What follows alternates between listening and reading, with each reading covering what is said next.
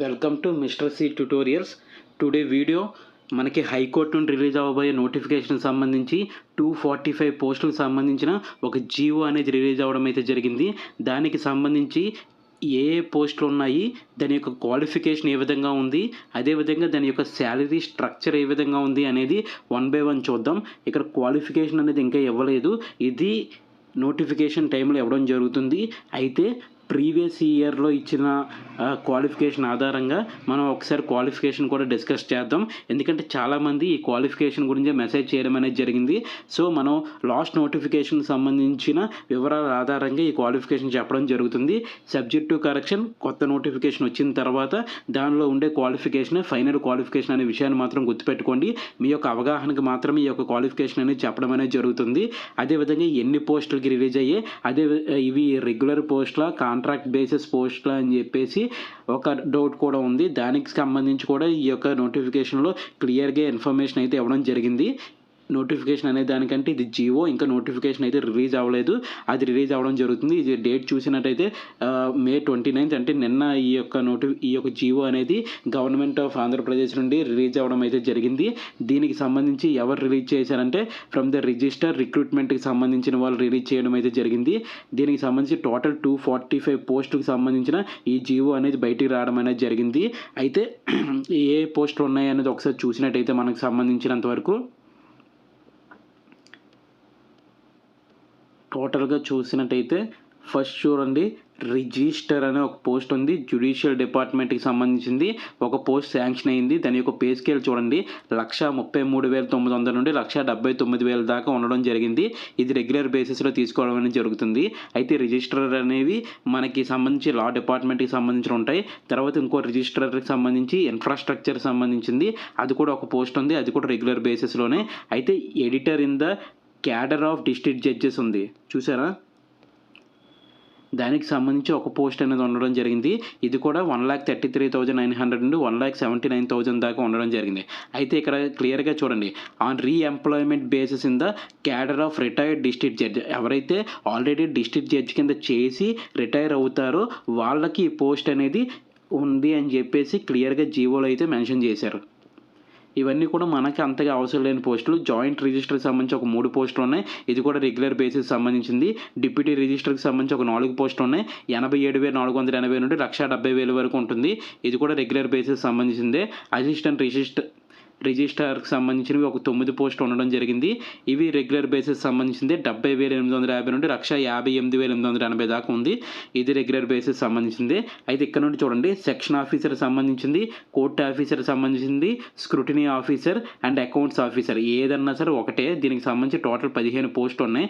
ఇది 57,100 నుండి 1,47,760 రూపాయల పే స్కేల్ అనమాట. ఇది అంటే వాళ్ళ పే స్కేల్ స్టార్ట్ అవ్వడమే 57,100 రూపాయల నుండి స్టార్ట్ అవుతుంది, అంటే చాలా పెద్ద పోస్ట్ ఇది రెగ్యులర్ బేసిస్లోనే ఉంటుంది.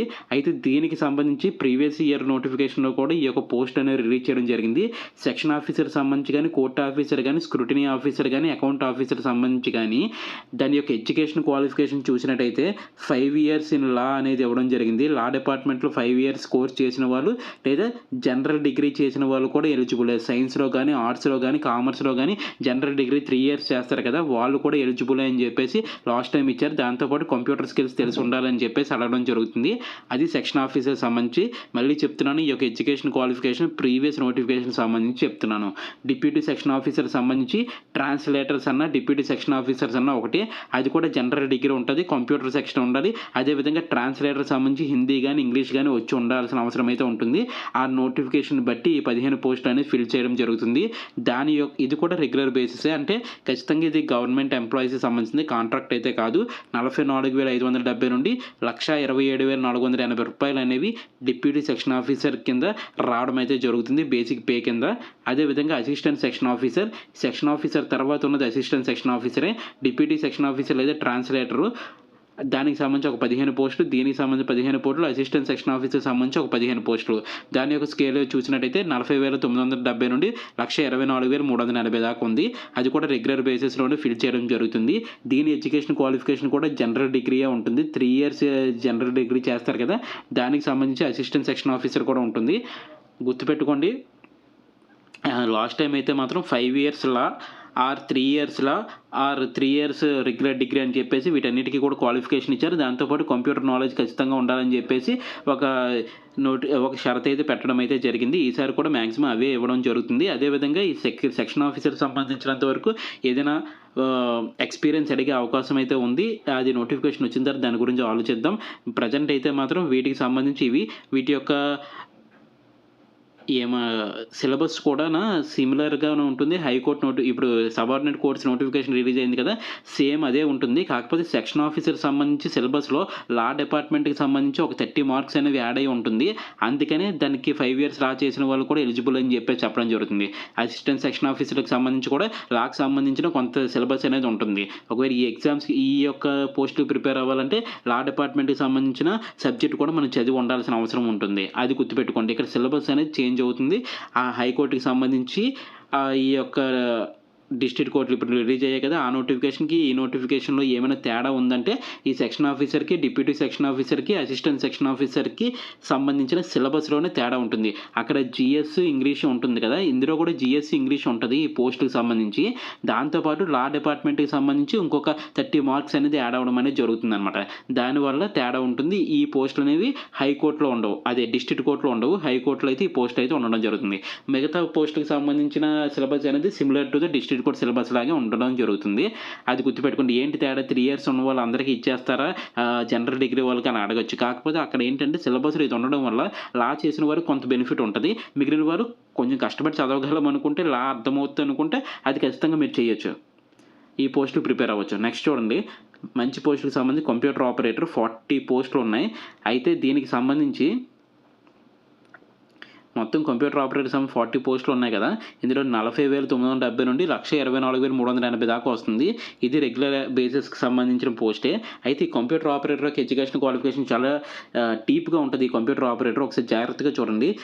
జనరల్ డిగ్రీ ఉన్న వాళ్ళందరూ కూడా దీనికి అప్లై చేయొచ్చు. దాంతో పాటు జనరల్ డిగ్రీ ప్లస్ చాలా జాగ్రత్తగా గమనించండి. టైప్ రైటింగ్ హయ్యర్ ఉండాలి.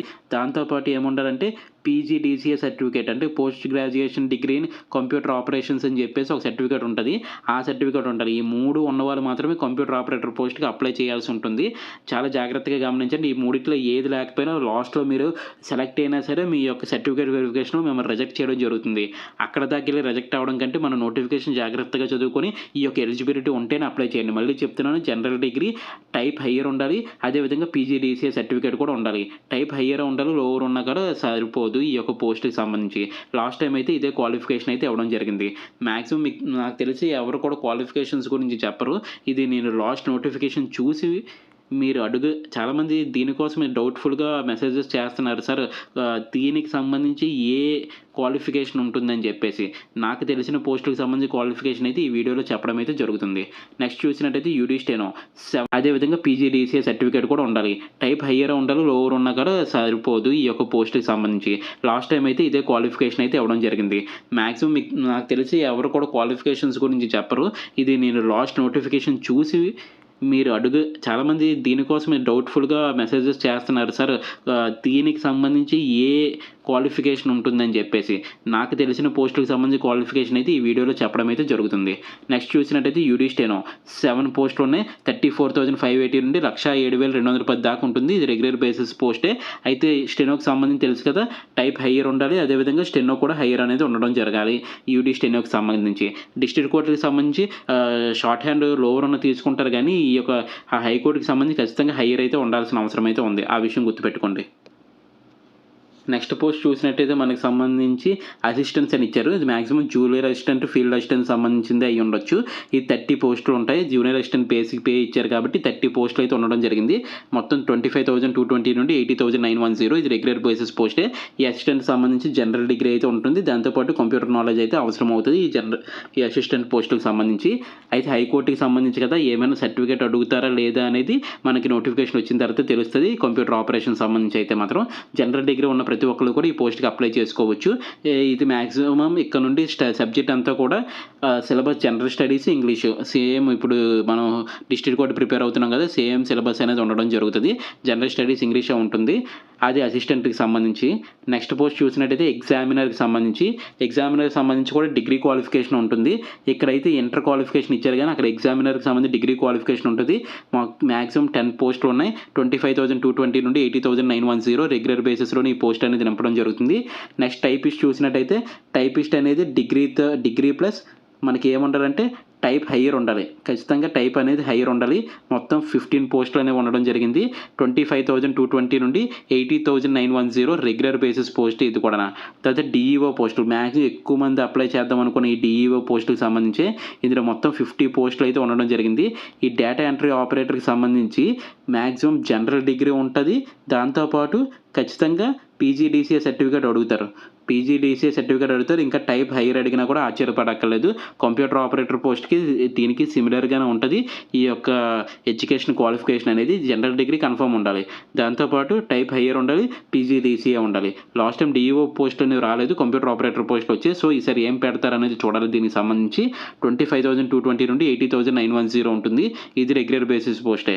తర్వాత కాపియర్ మెషిన్ ఆపరేటర్కి సంబంధించి ఇది ఇంటర్ క్వాలిఫికేషన్తో ఉండే అవకాశం అయితే ఉంది. కాపియర్కి సంబంధించి 23,120 నుండి 74,770 దాకా దీని యొక్క బేసిక్ పే అనేది ఉండడం జరుగుతుంది. ఇది కూడా రెగ్యులర్ బేసిస్‌లోనే ఫిల్ చేయడం అయితే జరుగుతుంది. చాలా జాగ్రత్తగా గమనించండి. ఒకసారి అర్థం కాకపోతే మళ్ళీ వీడియో బ్యాక్‌కి వెళ్ళి ఒకసారి చూడండి మీ క్వాలిఫికేషన్ ఉందా లేదా అని చెప్పేసి. తర్వాత సీనియర్ సిస్టమ్ ఆఫీసర్‌కి సంబంధించి ఒక పోస్ట్ అనేది ఉంటుంది. దీనికి మ్యాక్సిమం ఎక్స్పీరియన్స్ అడిగే అవకాశం అయితే ఉంది. 44,570 నుండి 1,27,480 రూపాయలు దీనికి బేసిక్ పేగా ఉంటుంది. రెగ్యులర్ బేసిస్‌లోనే ఈ పోస్ట్ కూడా ఫిల్ చేయడం జరుగుతుంది. తర్వాత సిస్టమ్ ఆఫీసర్‌కి సంబంధించి ఒక 2 పోస్టులు ఉన్నాయి. 40,970 నుండి 1,24,380 అనేది దానికి సంబంధించిన పే స్కేల్ కింద ఉంటుంది. ఇది రెగ్యులర్ బేసిస్‌కి సంబంధించింది. సిస్టమ్ అసిస్టెంట్‌కి సంబంధించి ఒకటి 25,220 నుండి 80,910 రెగ్యులర్ బేసిస్‌లోనే ఉంటుంది ఈ పోస్ట్ కూడా. తర్వాత రికార్డ్ అసిస్టెంట్ సంబంధించి మనకి డిస్ట్రిక్ట్ కోర్టులో అయితే ఇంటర్ క్వాలిఫికేషన్ ఇచ్చారు. మరి ఈ హైకోర్టుకి సంబంధించి ఏమి ఇస్తారో చూడాలి. మొత్తం 10 పోస్టులు ఉన్నాయి. 23,120 నుండి 74,770 రూపీస్ అనేది దీనికోసం అప్లై పే స్కేల్ కింద ఉండడం జరుగుతుంది. దీనికి రెగ్యులర్ బేసిస్‌లోనూ ఈ పోస్టులు ఫిల్ చేయడం జరుగుతుంది. నెక్స్ట్ చూసినట్టయితే ఆఫీస్ సబార్డినేట్. దీనికి తెలుసు కదా మీకు 7th పాస్ అవ్వాలి. ఇంటర్మీడియట్ ఫెయిల్ అయిన వాళ్ళు దీనికి అప్లై చేయొచ్చు. దీనికి సంబంధించి 10 పోస్టులు ఉన్నాయి. 20,000 నుండి 61,960 రూపీస్ ఇవ్వడం జరుగుతుంది. ఇది రెగ్యులర్ బేసిస్ పోస్టే. దాని నెక్స్ట్ చూసినట్టయితే ప్రాజెక్ట్ లీడర్ లేదా ప్రాజెక్ట్ హెడ్ అనమాట. ఇది కాంట్రాక్ట్ బేసిస్ పోస్ట్. ఇప్పుడు దాకా రెగ్యులర్ బేసిస్ అయిపోయి కాంట్రాక్ట్ బేసిస్‌లో project leader or project head అనేది ఉంటుంది. 1,20,000 రూపాయలు జీతం ఉంటుంది వాళ్ళకి. ఒక పోస్ట్ ఈ విధంగా ఫిల్ చేస్తారు.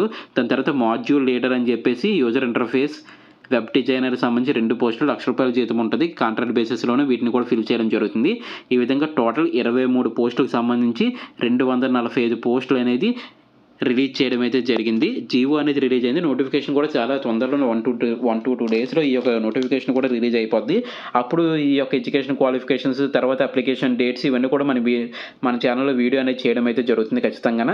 దీనికి సంబంధించి చూసినట్టయితే టోటల్ ఇన్ఫర్మేషన్ అయితే ప్రజెంట్ ఉన్న ఇన్ఫర్మేషన్ అయితే ఇది 245 పోస్టులకి అయితే ఈ నోటిఫికేషన్ అయితే రిలీజ్ అవ్వడం జరిగింది. ఇది మొత్తం హైకోర్టుకి సంబంధించి. ఇందులో మనకి జనరల్ డిగ్రీకి పోస్టులు ఉన్నాయి అంటే మ్యాక్సిమం ఇది మొత్తం స్టేట్ అంతటికి సంబంధించిన పోస్టులు. ఆ విషయం గుర్తుపెట్టుకోండి. దీనిలో మళ్ళీ రూల్ ఆఫ్ రిజర్వేషన్ ఉంటుంది. రిజర్వేషన్కి వచ్చేసరికి 1-2 పోస్టులు మిగులుతాయి. అది కూడా గమనించుకోండి. ఇప్పుడు ఎంత పోస్టులు వస్తాయని మనం ఆలోచించడం కాదు. ఈ పోస్టులు వచ్చినా సరే మ్యాక్సిమం తక్కువ పోస్టులు ఇవన్నీ కూడా 1-2 పోస్టులు మిగులుతాయి చివరికి వచ్చేసరికి. సో ఎవరైతే ఆల్రెడీ ప్రిపరేషన్లో ఉన్నారో వాళ్ళకి ఇది యాడెడ్ అడ్వాంటేజ్ కింద తీసుకోండి. దీనికి కూడా ఫీజు 800 రూపీసే ఉంటుంది.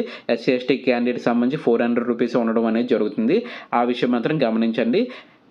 ఈ section officers assistant section officer prepare అవ్వాలంటే మాత్రం లాకి సంబంధించి కొంత సబ్జెక్ట్ అయితే చదవాల్సిన అవసరం అయితే ఉంటుంది. దానికి సిద్ధపడి అది చూసుకోండి. కంప్యూటర్ ఆపరేటర్కి సంబంధించి జనరల్ డిగ్రీ టైప్ హైయర్ ఉండాలి. పీజీడీసీ సర్టిఫికేట్ ఉండాలి. ఇవన్నీ ఉన్న వాళ్ళు మాత్రమే దానికి అప్లై చేయడానికి ఎలిజిబిలిటీ ఇస్తారు. సో ఆ పోస్ట్ ఉన్నాయి కాబట్టి వాటికే చదువుతామని కూర్చోకండి. దేనికైతే ఎలిజిబుల్ ఉన్నారో దానికి అప్లై చేసి ఖచ్చితంగా అప్లై చేయండి, చదవండి కూడా. అప్లై చేసి ఊరుకున్నా సరే ఇది తక్కువ ఫీజు, ఇంకా చాలా ఎక్కువ ఫీజు. ఖచ్చితంగా చదువుతామన్న వాళ్ళు అప్లై చేయండి. ఆల్రెడీ మన డిస్ట్రిక్ట్ కోర్ట్ నోటిఫికేషన్ సంబంధించి ఇంకా 3 డేస్ మాత్రం ఉంది. ఇంకా ఎవరైనా అప్లై చేయకపోతే అప్లై చేయండి. ముందు మీ మీద మీకు కాన్ఫిడెంట్ ఉంటేనే అప్లై చేయండి. అప్లై చేసిన తర్వాత చూద్దామని మాత్రం అప్లై చేయకండి. చాలా ఎక్కువ ఫీజు. అది విషయం మాత్రం గుర్తుపెట్టుకొని ప్రిపరేషన్లో ఉన్న వాళ్ళు మాత్రమే అప్లై చేయండి. తర్వాత డేటా ఎంట్రీ ఆపరేటర్ గురించే ఎక్కువ మంది చూస్తూ ఉంటారు నాకు తెలిసి. ఆ 50 పోస్టులు ఇచ్చారు. దాని క్వాలిఫికేషన్ ఏమైనా మాత్రం కొంచెం తగ్గించినా ఎక్కువ అప్లికేషన్ దానికే వస్తాయి. మ్యాక్సిమం ఇప్పుడున్న దాని ప్రకారం general degree, type hire, PGDC అనుకుంటున్నాము. బట్ నోటిఫికేషన్ వచ్చిన తర్వాత చూడాల్సిన అవసరం అయితే ఉంది. ఇవి ఈ నోటిఫికేషన్ సంబంధించి, ఈ జీవోకి సంబంధించి, హైకోర్టుకి సంబంధించి రాబోయే 245 పోస్ట్ యొక్క బ్రీఫ్ ఇన్ఫర్మేషన్. ఇది నిన్ననే రావడం జరిగింది. ఒక్కసారి ఈ యొక్క ఎడ్యుకేషన్ క్వాలిఫికేషన్ గురించి ఈ వీడియో అనేది కొంచెం లేట్గా చేయడం అనేది జరిగింది. 1 డే లేట్ అయింది. నిన్నే చేద్దాం అనుకున్నాం. బట్ ఆ యొక్క ఎడ్యుకేషన్ క్వాలిఫికేషన్ అన్నిటినీ కూడా తీసుకొని రావడానికి కొంత టైం అయితే పట్టింది. ఇది మీకు యూజ్ఫుల్గా ఉందని అనుకుంటున్నాము. ఎవరికైతే ఈ వీడియో అవసరం అవుతుందో వారికి షేర్ చేయగలరు. మీకు ఈ వీడియో యూజ్ఫుల్ అయితే మన ఛానల్ లైక్ చేసి, షేర్ చేసి, సబ్స్క్రైబ్ చేయగలరు. అదేవిధంగా ఈ యొక్క ప్రీవియస్ ఇయర్ పేపర్స్ సంబంధించి మన ఛానల్లో ఆల్రెడీ వీడియో చేయడం అనేది జరిగింది. ఆ వీడియోస్ అనేవి చూడగలరు. అదేవిధంగా ఏపీ కరెంట్ అఫైర్స్ సంబంధించి చాలా ఇంపార్టెంట్ ఏపీ స్కీమ్స్ సంబంధించిన వీడియో కూడా చేయడం జరిగింది. మన ప్లేలిస్ట్లో ఆ వీడియో కూడా ఉంటుంది. మన కిందన లింక్ కూడా ఇవ్వడం జరుగుతుంది. దాని ద్వారా ఆ వీడియో కూడా చూడండి. ఎందుకంటే ఎగ్జామ్స్కి పెట్టడం ఒక్కటే కాదు, ఎగ్జామ్స్కి మీరు ఖచ్చితంగా ప్రిపేర్ అవ్వాలి.